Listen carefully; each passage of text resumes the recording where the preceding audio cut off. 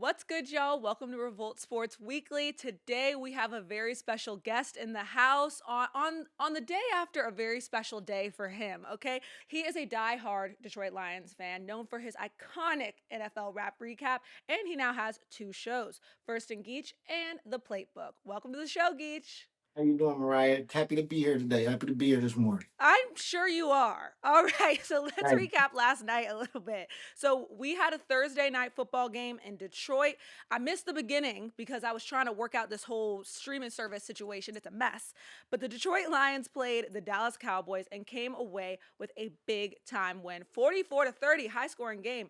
Amon-Ra St. Brown was questionable for this one with a high ankle sprain, and it was a game time decision. And he was in there, okay? They gave him that good stuff, and he was out there playing. He played and had over 90 catching yards, y'all. Jahmyr Gibbs, I'm going to ask you about him a little later, but he rushed for 3 touchdowns, and the Lions mhm. are now 8-5. What do the playoffs look like for the Lions, and what did this win mean for them? Well, I'm gonna pop my shit for a little second. You know what I'm saying? Because my boys, everybody counting us out. Everybody had us losing yesterday because Cowboys is hot. I give them their flowers. They hot. They've been doing their thing ever since the trade deadline. They made some very, you know, amazing trades. I will say Jerry did his thing, but nonetheless, we when our back against the wall, we gonna shine the most. So that's what we did last night. Everybody had a wonderful game. Jared Goff had a wonderful game. Like you said, Jahmyr Gibbs, Amon-Ra playing through that high ankle sprain, and clearly you could see he was still injured, and he just one of the toughest dudes in the NFL. J-Mo shining. Shout out to Waymo. Yeah, we did our thing, and now we just got to keep winning. We got a tough game next week, and we just taking it one game at a time. And I think we're gonna make it to the. I'm not worried. I think we're going to the playoffs still. People got to worry about us once we get to the playoffs. That's what I think. All right. So, My thing is with this whole Cowboys situation, I have yeah. never heard this much hype about a team that had what was it, a 17% chance of going to the playoffs. They're talking about like it's a 17% chance of winning the Super Bowl. I Mhm. thought it was a little bit disrespectful, honestly, the way that they were hyping the game up as if they were about to go in and like bomb rush the Lions. A big part of that game was George Pickens and the effort Yeah. or lack thereof. What did you feel like we saw from him last night? Well, I mean, we shut them down. You can't. They got a two-headed monster over there at receiving. They got CD and they got George Pickens. Now, what I will say about yesterday's game, because I'm not no liar. I'm gonna keep it a buck. You know what I'm saying? Like the football guys was on our side. We got some penalties to go our way, and I don't even want to say that because I don't wish no harm on nobody. But CD got injured first half. He was out the rest of the game with a concussion. Ain't no telling when he coming back. But and prayers up for CD for that. But yeah, it's like we got to stop one or the other. So we chose to shut down GP and let CD go off. See, if CD would have played the rest of that game, that would have probably had about 250 yards, 300 yards receiving. He had 121, 6 receptions in the first half. So we chose to lock down GP. You know what I'm saying? And then CD went out. And now all we got to worry about is GP. Jake Ferguson got some little janky ass catches in the game. But we held our own on that. Our defense got some tightening up to do for sure. Yeah, everyone is wondering if it had more to do with George Pickens and a lack of effort, not running his routes full speed, not necessarily Yeah. trying his hardest because he knew it wouldn't be his night, or if Yeah. it was more about what the Lions did in their game plan. Assuming that you think it's more about the Lions and their game I, plan. yeah, yeah, I think it's the game plan. I think we had. That's what I'm just saying. We knew what coming in here that we not gonna stop both of them.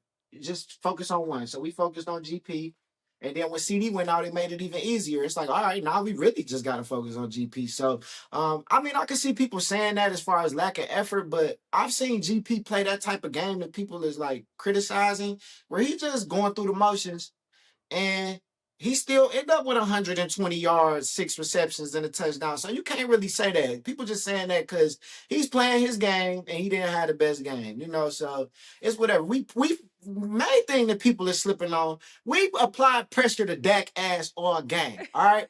You can't throw the ball when we on your ass all game. Pause. You know what I'm saying? There's nothing you could do. So we was just on him all game. It was tough for him to make throws. That's why he threw that interception to start the second half. You know what I'm saying? So, Yeah, hey, he was trying to escape. He was skirting. I'm telling you. muscle, That was muscle. struggling. Now, okay, my next question is, as a Lions fan, Yeah. How did you feel the day they drafted Jahmyr Gibbs? And be honest. No, I ain't gonna lie. When we so that year, and don't quote me on this. I believe that's the Jalen Carter year. And to this day, I'm mad we didn't get Jalen Carter. You know what I'm saying? So I can't say that I was like enthused or excited. I didn't know what to expect. I seen him in college. He did his thing. You know, he was I believe he was at Georgia Tech first. Then he went over to Alabama and he was balling. Him and J-Mo, they fast, they do their thing. When we got him, his rookie season was a little slow. I feel like he was having them rookie nerves. We ain't know he didn't really know what to do. And now, man, that's the best running back in the NFL. Like, I'm not being biased. I'm being straight up. Shout out to CMC. Shout out to A-Chan. Shout out to who else is balling this year? I feel like JT, Jonathan Taylor. But that's the best running back in the league. Like he put on like probably 20 more pounds of bulk too. Like he's stocky. How does Saquon Barkley just like his name just it's just gone? A poor It ain't thing. his fault. Really? It ain't his fault. It ain't his fault. It's their fault. It's their fault. Your play caller is what make you a great running back. If you got a terrible play caller, you're not gonna be a great runner. I can't put you up there no more. You feel me? The stats matter at the end of the day, and your production matter. If you're not getting no carries, that ain't my fault. It ain't his fault either. But he's still top five. Still top five. Five. So what do you five? He's top five. He's literally five. Okay. What do you think is the ceiling for this Detroit Lions team? Um. Damn, you put me on the spot. Why you want to put me on the spot with that? I think we're gonna make the offs, probably get past the wild card, and then after that, I don't know. It just depends on who we face. One thing I will say is this season, and tell me if you agree with this. This season is crazy. Like it's wide open. I don't know who went in the Super Bowl this year. Last year, Eagles and Chiefs going was we knew it kind of like we saw it. Like it's gonna be Eagles and Chiefs. But this season. I don't know. Like we play the Rams next week. What they in second place, arguably the best team in the NFC. They just lost to the Panthers. So when people telling me we got a tough game next week, I'm like, do we? So like I don't know. I can't really tell you because the season is so wide open. Our ceiling is the Super Bowl, and I'm not being biased by saying that. Going for sure, winning it is a whole different thing. But in my realistic prediction, I got us going to the playoffs. We're gonna need some help and we're gonna win that wild card, and then we'll see after that because we're gonna be on the road the whole time. My thing with this NFL season is I don't think it's as I think it's crazy. It's definitely crazy and it's really Yeah. entertaining and it's great.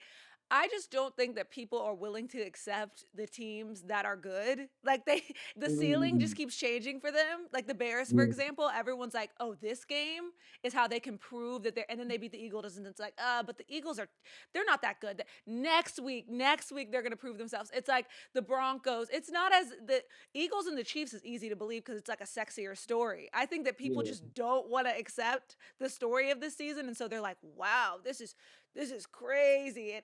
Is it that crazy? I mean, I get it. These are younger teams, and these are teams we didn't expect. We wanted the Taylor Swift story so bad. We wanted the Eagles repeat so bad. But Mhm. like, is it that crazy? I don't know. I just think people don't want to accept it.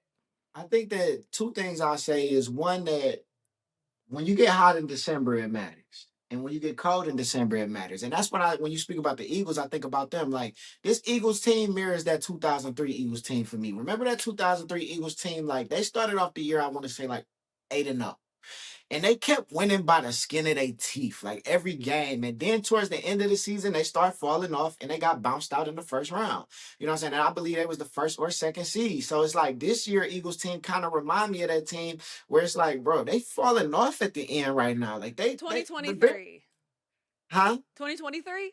Yeah, Yeah. yeah, like it's like they was falling off at the end. They was good. They was undefeated like 8 weeks in, and then started falling off at the end. And this Eagles team kind of remind me of that. So it's like December matters. If you're not balling in December, it's gonna show in the playoffs, and you're gonna get bounced. So I feel what you're saying. I'm one of them people. I'm not accepting it because it's like if you're a good team, you're not about to be losing to the Panthers, Rams. You know what I'm saying? Like that's just not about to happen. When I think about that Eagles team last year, like we just spoke about teams that we knew was going to the Super Bowl, they was dog walking around this time. It was over. December, you wasn't beating the Eagles in December. It was over. They was solidified to who they was. So it's like, and last but not least, my last point is this is a game of inches, and they say it all the time. Any given Sunday, that's what it's called. Any given Sunday, you can lose. You know what I'm saying? So it's like if you a good team, any given Sunday, you're not losing around this time. It's December, it's playoff time, it's time to win. If you losing around this time, when them playoffs come, and you gotta play them Lions, or you gotta play them Panthers or them Bucks, them underdog teams, you're gonna get your ass whooped. And you're gonna go home. And everybody gonna be like, damn, I just knew the Rams was gonna win the Super Bowl. I just knew the Eagles was gonna go to the Super Bowl. Nope. Listen, the Cowboys are hoping to get hot, I guess, later in December because if they win out, they have a 51% chance of making the playoffs. We asked on social, will the Detroit Lions make the playoffs? And they said yes, 67%, and no, 33%. How do you feel about them apples? Um, I mean, look, I'm being honest. We don't got an easy road there. We got some. I hate when people. I hate when teams have to like depend on other teams to win. Like it's so crazy. The Bears and the Packers play each other twice to finish the year off, and we can't. They can't split it. If they split it, like we need the Bears to win both or the Packers to win both. Preferably the Bears. I want the Bears to win the division. Go ahead and win. Win it. Win out. Win out. Win the division. We'll beat y'all last game of the season and we'll walk right into the playoffs. Like, look, I think that what we building over there, what Dan Campbell built over there, I done seen some shit. You know what I'm saying? I done seen some miracles work. So I think we going for sure. Like we playing some good. This is the time to play football, like I said, December. Last game should have showed y'all. Now, what I will say is my defense is scaring the shit out of me. Scared of my defense. That was a terrible performance last night. Even though we got what 5 sacks on deck, which was incredible, but man, that defense and I just got word literally before. I don't know if you saw me crying before the show started. Brian Branch, I don't know if it's confirmed, but it's looking like Jeremy Fowler just reported it, so that's a credible source. Tore his Achilles last night, so Oh my gosh. oh my god, What's your reaction to um, that? I'm sick. I'm sick. I'm sick. Brian I'm Branch, that's a sick. guy who's had a long season. Let's just say that. Yes, man, what? Just the suspension and just, my dog got baptized and then this just happened and Kirby's already out. Like it's just it never ends with us with this injury That's shit. what I was going to say when you were talking about Dan Campbell and what you've built and the Cinderella story and the magic of it all. It just seems Yeah. like the Lions have been faced with injuries at inopportune times. Let's say that. Very, especially on the defensive side. So I'm hoping that everyone stays healthy. I'm hoping that, it's not what it sounds for Brian Branch. It sounds like it was a credible source. So unfortunately, that would be horrible. Yeah, But that would be. hopefully y'all can stay healthy and you can get into the playoffs and the Bears make things work out for you. Now, I mentioned that the Bears are a team that people don't want to accept is that good. A team that people are willing to accept are good again because we've seen it before are the Patriots. The Patriots are back on top. Yeah. So they have a record of 11-2. They're coming Mhm. off of a Monday night football win against the Giants, which isn't saying too much, but hey, way to handle business. Mhm. They have a bye this week, but play the Buffalo Bills next Sunday. Drake May earned AFC Offensive Player of the Week. The question is, can they beat any team in the NFL? Absolutely. I got so much respect for the Patriots. I'm not a Patriots fan. Of course, I'm a Lions fan, but I rooted for the Patriots for a long time because of Tom Brady, University of Michigan, go blue. So, I mean, they got a culture they building over there that's like reminds me of what the Lions did. Mike Vrabel just being just like Dan Campbell used to play for the Patriots. Dan Campbell used to play for the Lions. So Mike Vrabel just having that heart to heart with that team and that organization and Robert Kraft. And then Josh McDaniels back over there running the plays, calling the plays. So they got a great system, you know what I'm saying? And then they made some great draft picks.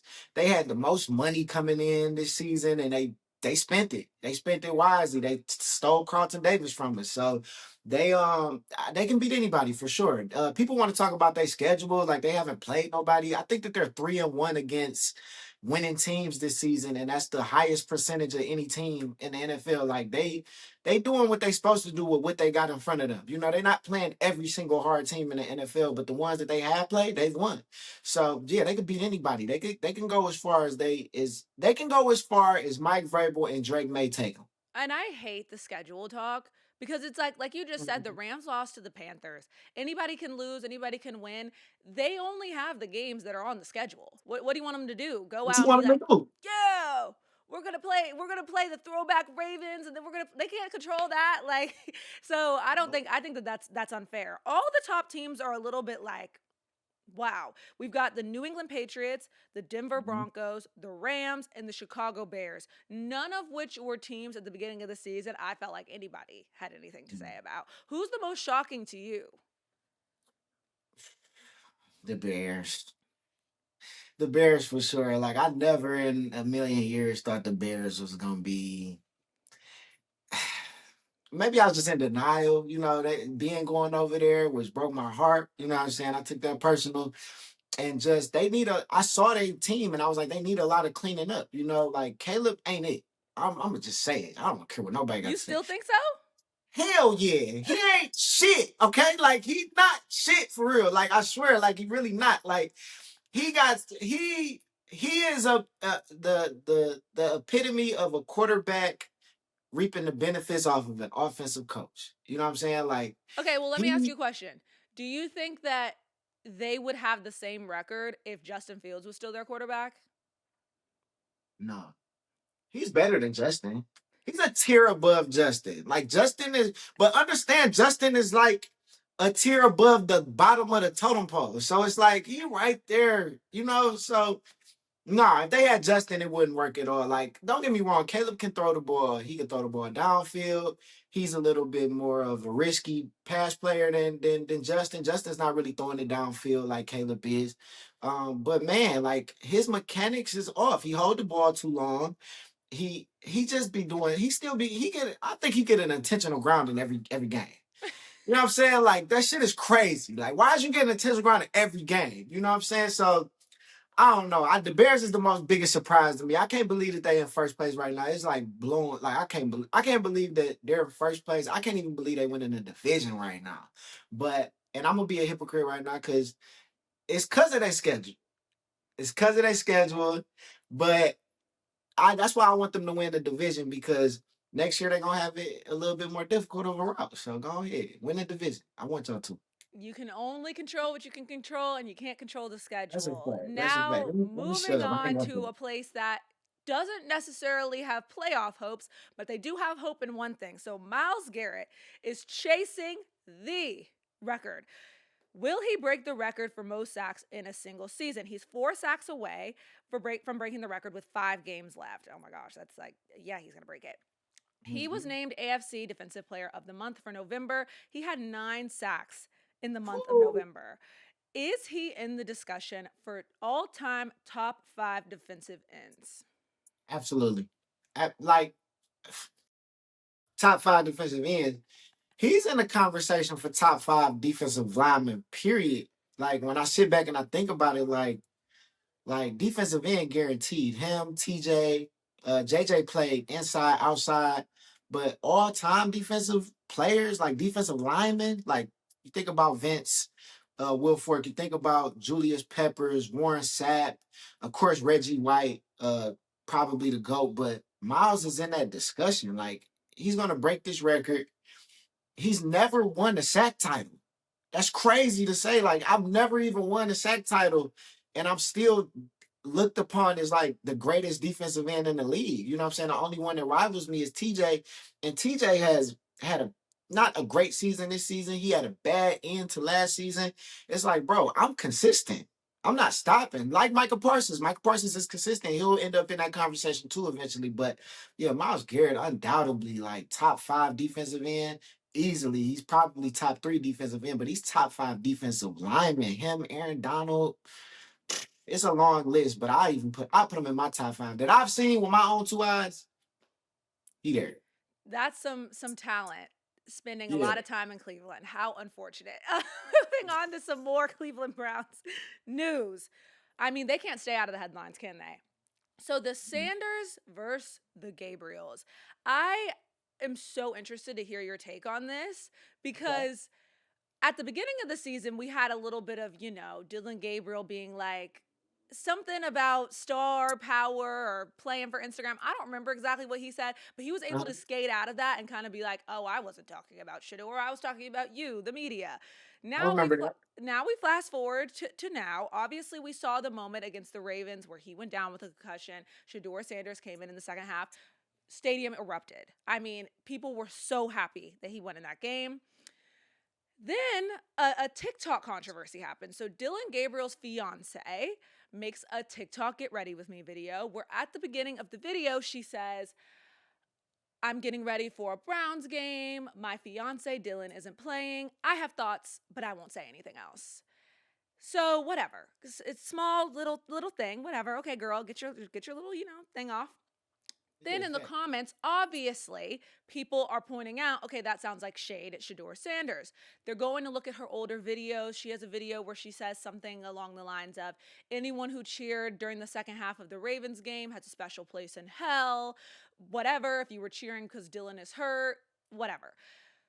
Back to the video that she made about her fiance not playing. She then Mhm. goes on to argue in the comments, which is never a good idea, as I'm sure you already know.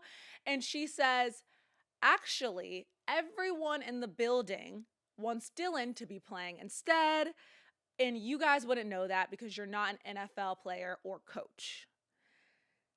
I was gagged by this, but I want to hear your reaction before I get into my thoughts.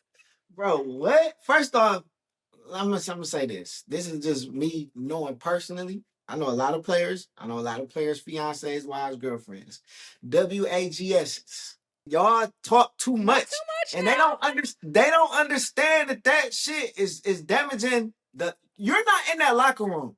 You see how you know about this? Not a locker room know about this. You feel me? You don't got nothing to do with the team. Now you causing shit with the team. You know what I'm saying? Like, just shut up.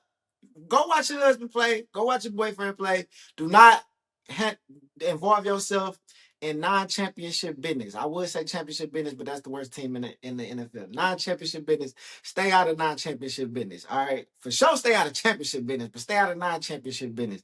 Like, girl, listen. I don't know how the Browns locker room is, what they going through, who they would rather play quarterback. All I know is what I see. This man out there playing way better ball than Dylan Gabriel. Okay, they had one touchdown last game. Who scored it? Shedeur Sanders. How did he score it? Off of a touchdown to Fannin, who's on my fantasy. So Shedeur, if you're watching this, keep that going. But he threw a touchdown to Fannin in the corner, a deep ball. Bro, Dylan Gabriel not throwing a ball 15 yards down the field. Don't nobody want to see no check down shit all day. You know what I'm saying? So I don't know what's going on. She could be telling the truth. I don't know. But one thing she need to do is shut the hell up. Cause you making it worse in there. Like, don't do that. Like, people, I don't understand girlfriends that do that. I seen Matt Stafford girl do that before. Even my Detroit, shout out to Detroit. I seen Cash Dow do that with Darius, and I was like, hey, shut up. And that's my girl. I love her to death. Stop. Don't talk. Just be quiet. You making it worse. So, anyways, I don't know what to say about that. That's crazy. That's crazy. You just shocked me with that. That's crazy. Oh, it was insane. Now, I hate the thing that makes me mad about this is I hate any woman putting themselves in a situation where a man is telling them to shut up. Like, girl, please don't do that. You got me on my show. This man's telling you to shut up, which not too much. But my thing is this. I I understand wanting to stand by your man and probably being upset by the fact that he's not playing. But the part that's confusing to me that I feel like everyone is missing, Dylan Gabriel was never, ever supposed to be a starting quarterback in the NFL. Not right now, not this year. That was never in the cards. So for Mm-mm. her to be so up in arms and like, "Oh, my man isn't playing. I have thoughts." Girl, I thought when you went to the draft party, I thought when you knew he was going to the combine and whatever, that you Mhm. were very much aware that that wasn't in the cards for him. You move on to the Sanders family and to Shedeur, that was always the plan. I Always. mean, we're talking top 5. Not we're not Mhm. we're not talking third round. I mean, he was projected to be a third, fourth round pick Dylan Gabriel was. So for Mhm. you to not understand why he's not playing, and outside of that, even with the fact that Dylan Gabriel wasn't supposed to be a starting quarterback in the NFL ever, Mhm. and him getting that opportunity by way of Shedeur Sanders being embarrassed in front of the whole world, he still got an opportunity to play and Mhm. blew it. That's the part that gets me. He wasn't good. So for you to come on the internet and be trying to like punish Shador and embarrass him, and this is the part that really gets me because Talk she's your not shit. Talk your she's shit. not getting this from nowhere. Dylan is saying this to Mm. her. He's coming home and he's saying this to her. He's telling her, "Oh no, everyone wants me to play, babe." I mean, the coach really. She said coach specifically. Why do you think she said coach specifically? She didn't get that out of thin air. He told her the coach what because he does. It's very obvious that he does. Stefanski hates Shedeur Sanders, and Mhm. outside of all of that, if this were somebody on the Sanders camp, on the Sanders side of things, which all they can do is, we're praying. We're praying for Mhm. another, we're praying. And people are still mad at them. They're flashy, they're this, they're that. Had this Right. been somebody on the Sanders camp, oh my God, this would be on What? CNN. This would be on a billboard outside of our studio we're filming in right now. Like it's ridiculous to me. It really pissed I me would have off. knew about it rather than you telling me. See, Dylan, I ain't know. And now, see, but we need more people like you in this field because you going to tell it like it is. You feel me? Like you going to tell it and you going to tell it from a woman's perspective. Like, listen, you got to shut up. You know what I'm saying? Because a lot of women hear that and be like, we live in an ego pride era right now. But it's the truth. You got to be mindful. You got to control your emotions. And you got to, baby, you might mess up the bag. You missing the bigger point. You talking all your mess, you gonna mess up the bag. And like you said, you made a great point. You knew your man was coming in the league to be a backup quarterback. He had a shot to be a starter. Most backup quarterbacks don't even get that. He had a shot to be a starter and he blew it. Shut up. Amen to Shut up and that. go back to what you originally thought he was gonna be, which was a backup quarterback. And here's the thing, I'm not telling you to shut up. I love the idea of you wanting to make your little get ready with me's and to show your outfit and this and that. I just don't think it helps anyone, including your man, to be pitting him against Shador Sanders, who the world. I mean, here's my thing. Back it up for a second. Even taking away the idea that people were cheering at that game in the second half because Mhm. Dylan Gabriel was hurt is crazy to me. Half of those Mhm. people don't even know who Dylan Gabriel is. They're cheering because Shador Sanders is in the game. That's why they're cheering. They don't care about Dylan Gabriel. So for you to be so like main character, like, oh, they're cheering because my man is hurt. I don't think that was the case. They're happy to see Shador Sanders in the game because we're all thinking he's a top 3 quarterback in the entire draft. Y'all got him Mhm. on your roster and you had him sitting on the bench for all this time. That's the fact. Absolutely ridiculous to me. If you want to make a get ready with me, if you want to complain about the team losing or whatever, fine. Do that That's as a cool. fan of the team because your man is still a part of the team. Pitting Now let him me ask, against, let me ask you. I'm gonna interrupt you. Let me ask you: yeah, Is Dylan wrong for going and telling her about stuff that because you as a man and as a wife, you gonna go and complain to your wife about work. That's just what it is. Everybody does it. Like, yo, this happened at work today, such and such got on my nerves. Is he wrong for because of his status? His job is a lot different than most of our jobs. It's in the public eye, especially the Browns. Everybody like talking about the Browns because it's Shador and because it's a shitty organization. Is he wrong for going and telling his wife any type of business that going on in the locker room? no, I don't think Okay. he's in the wrong. It's just on her. It's just on This her. is 100% her fault. Okay. And that's his fiance, not his girlfriend. Like she's about to be the W in WAG. You're going to be his wife. Any man in any field is going to come home and complain. I go home and complain to my boyfriend about work all the time. Is he Fact. going and posting on social media? My girlfriend is so pissed that like that's not it. Even in a smaller scale situation for just Mhm. normal people, you're not broadcasting everything.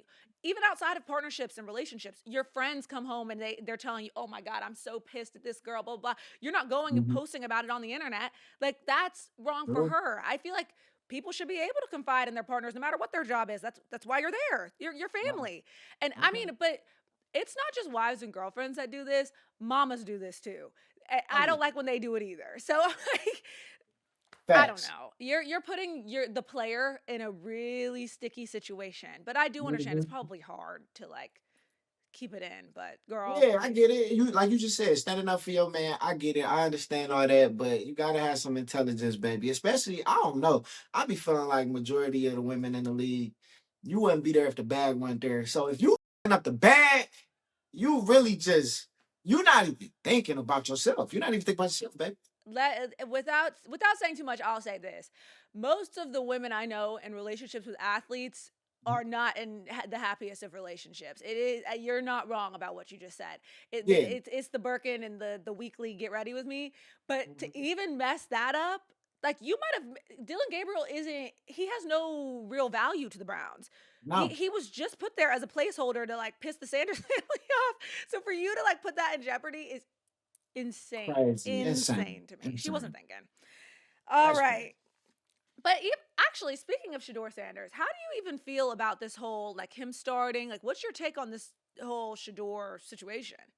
I'm gonna say something that listen, I'm not a conspiracy theorist, okay? I don't really sit up here and make up stuff in my head, but what I will tell you is the truth. I feel like the Browns, just because of how terrible the organization is and the moves that they make, the dumb shit that they do, I think that they are like a scapegoat, if I'm using that term correctly, for the NFL. I don't even think Jim Haslam owned the Browns for real, for real. I think that the NFL own the Browns and they tell them what to do. So I think Shador is in a shitty situation. He got to get out of Cleveland. I don't know how it's going to happen. Maybe they can use him as some trade value if they really, really don't want him to be the starting quarterback.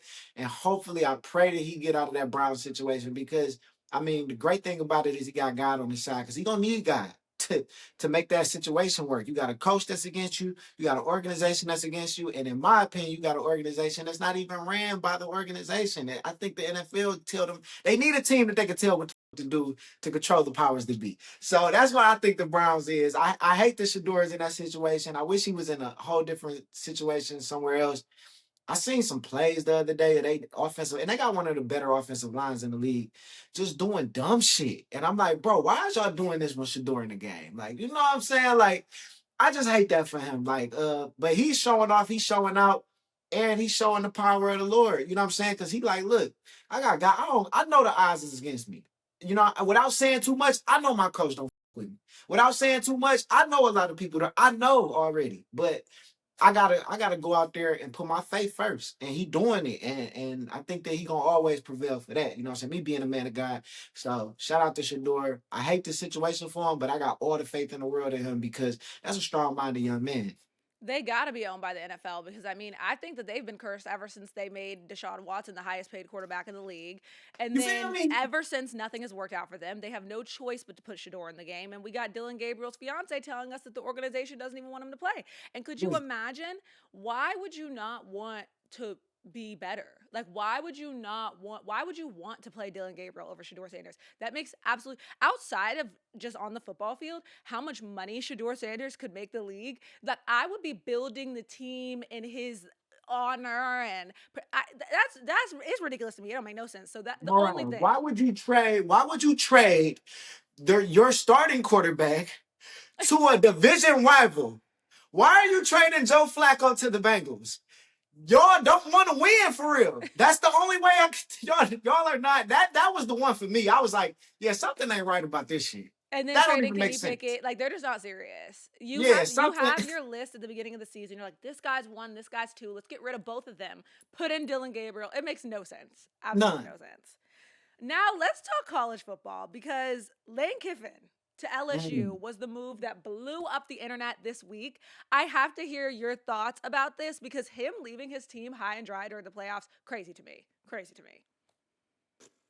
Shout out to Lane, man. Like this situation with Lane is rough because it's like you can go either way.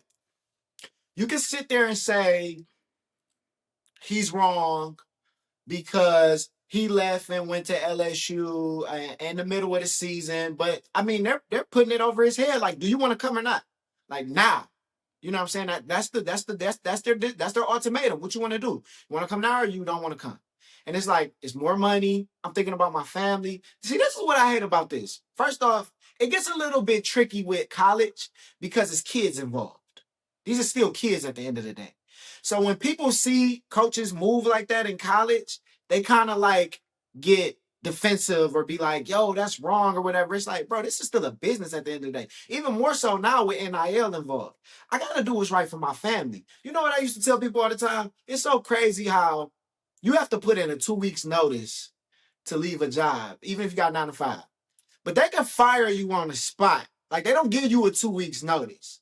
So if the shoe is on the other foot, if Lane gets fired, they're not going at Ole Miss like, oh, what the you fired Lane? Y'all didn't give him a notice, or y'all didn't like. Now he got to figure out how his life is going to go, where his family's going to move, how he's going to like. He chose what was best.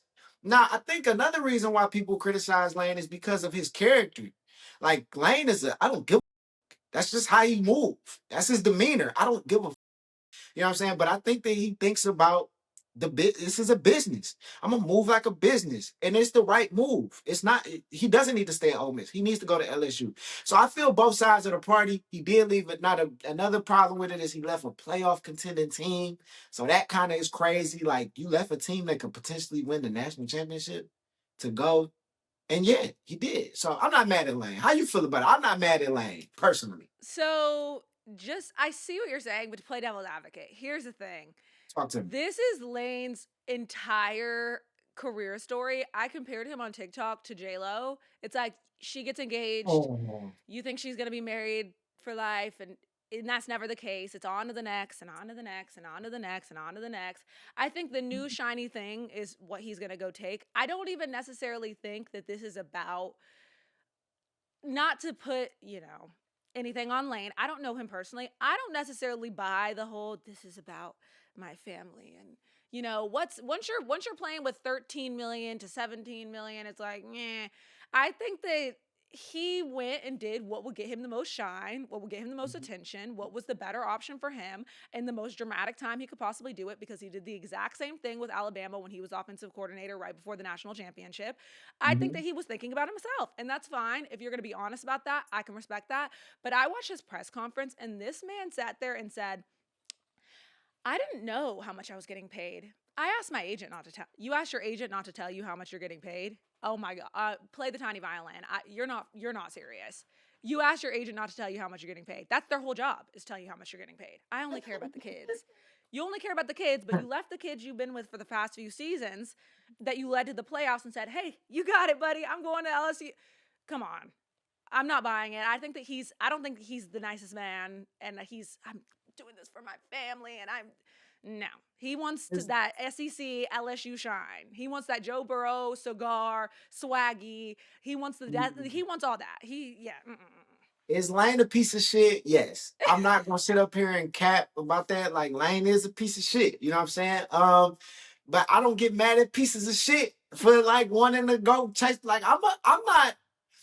It's a thin line between. It's hard. Like I said, it's hard in business. It's a thin line between loyalty and people doing right by you, because this is a company and they doing what they doing, and then this other company comes by and it's like, I mean, that's bigger money, like we in a bigger program, more and then you think about this, the state of Louisiana, that's one of the top states for high school recruits. Like they got big players over there. It's like, yeah, I want to go over here to LSU. Let's just be honest here, since we being honest about Lane and his bullshit.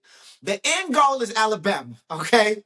So he's trying to just get closer and closer to Bama. All right. He want that Bama hit. When Bama give him that call, he gonna do the same shit to LSU. All right. That's the man. That's the end game. He's trying to get the Bama. All right. So we're not even gonna sit over here and bullshit him. He like, all right, this ain't Bama yet, but it's better. It's a step up. I can go over here, and if I win some more games and Bama keep losing like they've been doing since Nick left, they gonna give me a call in a minute, and I'm gonna do the same thing to them. Hey, if there's anything I agree with what you said, he's gonna do the same thing as soon as he gets a chance at LSU. Listen, that's why you always tell your friends, don't give that no good person a chance, because they're gonna be no I'll good get no out matter no what. good. Tiger never changes his stripes. Now, Ha, no pun speaking intended. of something that you said earlier, oh yeah, I didn't even think of that. Wow. Speaking of what you said earlier, you mentioned how at a job they don't give you a 2 weeks notice before they fire you, Yeah. but you have to give a 2 weeks notice before you quit, and nobody cares about that. Well, let me tell you about somebody who got fired that people do care about. Talk Chris to me. Paul fired 3 o'clock in the morning in Atlanta while on a team road trip. I don't know what's worse, getting fired on your day off or getting fired while you're on a business trip. Either way, they're both bad. What is your reaction to Chris Paul getting sent home? Craig, you got fired on your day off.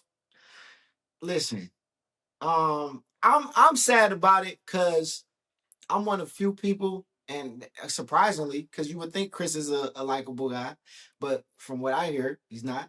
So I like Chris. You know what I'm saying? And I'm hurt because it's supposedly his last season, right? And it's like I wanted to go back to my team. If you think about all his teams, it's either Pelicans, but not really because this whole Charlotte Hornets thing. So it's either there or it's the Clippers, and it didn't end that way. Um, it's kind of similar to this Lane situation. It's like it's not no right or wrong answer. Because I hear that the reason they let him go is because he in there holding people accountable. You want a player like that? I'm in here telling y'all what y'all fucking up on. The problem lies here. Don't nobody want to hear that shit from no old player about to walk out the door. See, the difference between Kobe and CP3, CP3 kind of got a Mamba mentality, I would say. Like, he's a strong headed, he still can play. He's up there in age, still can ball with the best of them. And he'll call you out on your shit, just like Kobe. Kobe was a winner. We're gonna listen to the winner. The winner got the rings that did all that chirping in my ear, but got the rings to show it. We're gonna listen to him. We're not listening to shit you say, old man. Shut up, play basketball, end your career. This your farewell tour. Just end it like that. And I'm not mad at him for holding people accountable. The Clippers is playing like shit. I don't understand it. I don't understand how they got this much talent and they just getting their head beat in every night.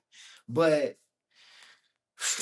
letting I them got an go. answer. I I got don't an know if that answer. was too. Is that too harsh? Letting them go though. Letting them go. I know why the Clippers can't win anything, even though they have a ton of talent, because they let Chris Paul go, and that is an indication of the fact that Ooh. they can't be told nothing. These players, this team that they put together, is like the All NBA can't be told nothing team.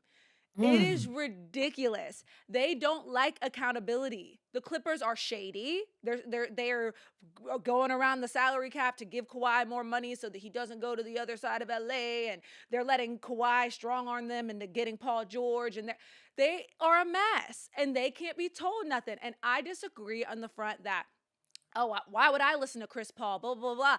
It's like Chris Paul is an, because he is 5'10" and an NBA player playing against 7 foot tall superhumans every single night, and he had to Right. learn how to be a little bit of and play that mental game to get to, that's why he's where he is. And you can't deny the fact, no, he doesn't have a ring, but everywhere he's gone, they've gotten better. He goes and gets paired up with James Harden the first time in Houston, and James Harden becomes an MVP. He makes everywhere he is at better. I'm not saying I'm the biggest Chris Paul fan in the world, and I realize he doesn't have any rings, but so you're gonna listen to JaVale McGee over Chris Paul because he's got a ring? Ah. No, I listen to JaVale. I mean, I get what you're saying. Like I said, I'm a Chris Paul fan. I feel like respect your elders. OGs coming to the team. That's their role. Like if I'm on the team, I'm a veteran on the team telling y'all what to do. Adonis Haslam. I didn't play a minute. I'm the vet on here. Y'all listen to me. I'm here as a vet to mold y'all and show y'all. Again, had rings though. So it's like it's difficult. And like you hit it on the nose though, man. I ain't gonna lie. Like they are the don't tell me what the to do team in the NBA. All NBA don't tell me what to do team. Kawhi is the passive don't tell me what to do. James Harden is the verbal don't tell me what to do. Like they all are like just leave me. We got this. I don't know how y'all And think y'all got it. Y'all y'all ain't don't winning got shit. this. None of y'all got no. Well, Kawhi got some rings, but none of y'all got this. Like I don't understand it either. Like so, you made a great point. You made a valid point. I think it is a harsh to fire him and not even like give him no warning, no 2 weeks. Like we just talked about, no 2 weeks notice, no fair warning. And this is the organization that you consider home. That's why you came back. It's like I just seen him in person do a speech at the sports conference in USC, like right before the season started. And he was just so happy to be back. And he was like, this is where I want to finish my career. I'm happy to be back here. They've reinvented things, the new stadium. I love it here. He was so excited. So to hear this is kind of heartbreaking because I just seen this man not too long ago just be so excited to come back here, and then they shit on him like this. So OKC, sign this man to a vet minimum, the least amount of money you can pay him, win a ring, and Chris Paul get gets that his ring ring. for that man. Get that ring for that That's what I man, would like to man. see happen. Nothing I love more in sports than revenge. Last thing I want to talk to you about, got to close Okay. out with the NBA. Giannis deleting I'm telling you, these athletes are so funny. It's a little bit sassy to me the way that they like use Instagram to soft launch the fact that they want to break up with their team. And I love Giannis, but that is so funny to me. Deleting all of his Bucks posts. Uh, That's what Doc, he did. yeah, yeah. He definitely amplified the rumors by maybe archiving some of his Bucks posts on his Instagram. Doc Rivers is asked about this. He's like, "Stop asking me about this. I talk to Giannis every day. He hasn't told me he wants to leave." Doc Rivers, reliable narrator. What do you think about Giannis and the Bucks? Um, I mean, Giannis is still a top 10 player in the league. I know he's top five in scoring right now, top five in field goal percentages, top 10 in rebounds. I think he's number nine. So, I mean, he's still one of the greatest in the league. And I mean, the Bucks, call it what you want to call it. That I call it a COVID ring. You know what they had fresh off of COVID. I What? call it a How is COVID it a ring. COVID ring I call after it a COVID? COVID ring. I call it a COVID ring. Fresh off of COVID, they got a COVID ring. That organization, it's not it. You know what I'm saying? And he want to keep winning. He not gonna win no more in Milwaukee. He got to get the fuck on. So but I'm not in agreement with the sassiness. I hate the sassiness. Let me tell you something.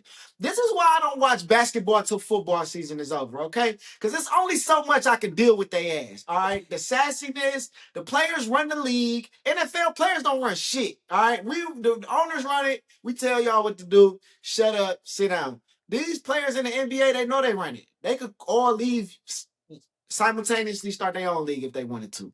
And they talk their shit and they do all this little lame ghetto. I ain't got time for it. I didn't know he did all that. Even yesterday, I'm gonna call it Spain like I see it. He good. He good. He fell to the ground. He is okay. Okay. That is I'm ready to get the fuck out of here injury. Okay. So, get out of here. Go ahead and go to Detroit. and do your thing. You know what I'm saying? But he's not gonna win no more rings over there in Milwaukee. If you want to leave, leave. But I don't agree with the sassiness. I don't be knowing. You be educating me on the sassiness. The sassiness. I don't be knowing about all this little sassy shit they be doing. That shit got to go out the window. Listen, Giannis would be the face of the league if he goes over to LA and he's paired up with Luca. And I would also argue he would have the same fate if he goes over and hangs out with Steph Curry, which is what I would prefer. I Hmm. think he needs to get out of Milwaukee. It's run its course. It's over. And anywhere Doc Rivers is not a winning recipe. I'm sorry. Uh, Oh, facts. it's just not happening. I don't know. Getting Doc Rivers after that, I'm like, I don't have much hope for you. That's Yeah. a fact. That's true. Yeah, Giannis, get up out of there, man. Come to Detroit. I don't know what she talking about with this Golden State. All of that. That's cool. It sounds good, but you know who the future is, right? Steph is the past. We know who the future is. Who's the You future? want one ring? You want one ring, or you want five over the next 10 years? I'm just saying. Just saying. Kay Cunningham. I do forget the Pistons are a lot better than expected this year. They're like the Broncos Bears story of the NBA where nobody is like quite willing to accept it, including myself.